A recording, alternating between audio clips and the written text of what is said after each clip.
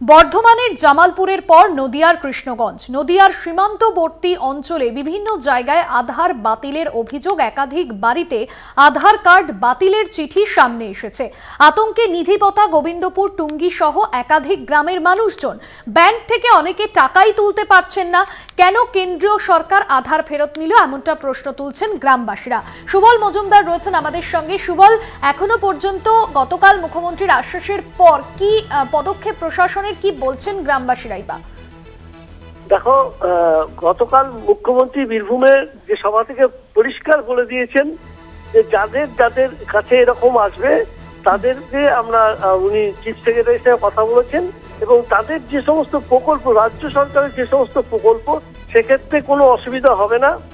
তবে এর তীব্র বিরোধিতা করেছে রাজ্য সরকার এবং এর পাশাপাশি তাদের মধ্যে যে একটা আতঙ্ক এখনো কিন্তু রয়েছে যে তারা এখানে বেশ 10-12 বছর আগে এসেছে এবং তাদের ভোটার প্রয়োগ করেছে, তাদের আধার কার্ড দেওয়া হয়েছে, তারপরে কি অর্থে বা কেনই বা তাদের আধার কার্ড দেওয়ার পরে কেড়ে নেওয়া হলো, এ নিয়ে কিন্তু তারা একটু আতঙ্কে আছেই।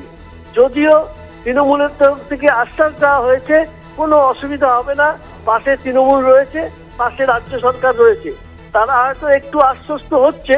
কিন্তু স্বভাবতই এই আধার কার্ড এই মুহূর্তে একটা ব্যাংকের টাকা তুলতে গেলেও প্রয়োজন হচ্ছে এবং যেখানে গিয়ে দাঁড়িয়ে রেশন তুলতে গেলে আধার কার্ড ছাড়া রেশন দিচ্ছে না, এই সমস্যার সম্মুখীন কিন্তু তারা হচ্ছেন।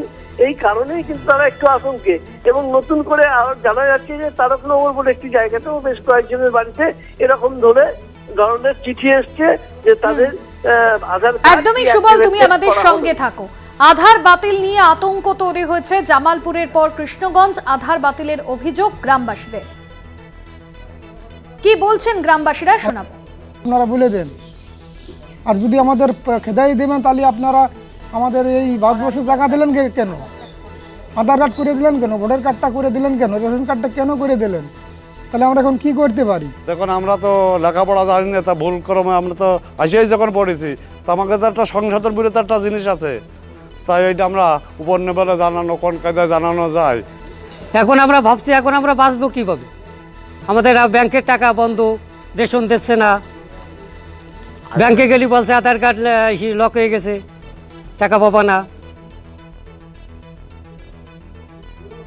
আধার বাতিলের অভিযোগ গতকালই সরব হয়েছিলেন মুখ্যমন্ত্রী মমতা বন্দ্যোপাধ্যায়। বীরভূমের সভা থেকে তিনি বলেছিলেন অনেকের আধার লিঙ্ক কেটে নেওয়া হয়েছে। ঠিক কি বলেছেন, কি অভিযোগ করেছেন, শোনা।